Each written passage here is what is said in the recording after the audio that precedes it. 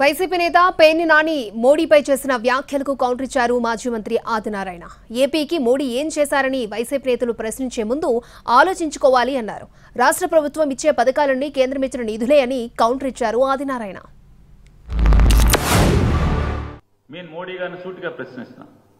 NDA ప్రభుత్వం వల్ల ఈ ఆంధ్రప్రదేశ్ రాష్ట్ర ప్రజలకి, ఈ రాష్ట్రానికి ఏమి వనగూరిందో ఒకసారి చెప్పండి. ఏం వనగూరింది? ఏ హామీ మీరు నిలబెట్టుకున్నారు?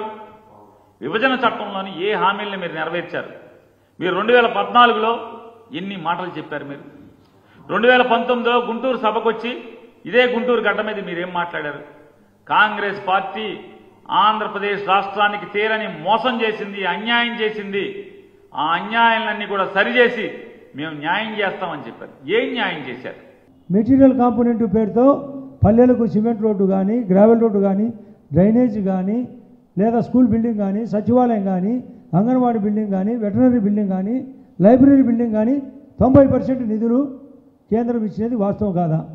పక్కనే మంగళగిరిలో all India institute of medical science ఇచ్చినది నిన్న మోడీ గారు స్పష్టంగా ఏమేమి ఇన్స్టిట్యూషన్లు ఇచ్చినది ఆ రోజు మళ్ళీ ఇచ్చినది వాస్తవం కాదా? మోడీ గారు డైరెక్ట్గా చెప్పలేదన్నాడు. అంటే చెప్పుతో కొట్టినట్టు చెప్పలేదనే. చెప్పుతో కొట్టినట్టే ఇప్పుడు చెప్పిస్తాం. 53 రోజులు ఉన్నది ఎలక్షన్లు.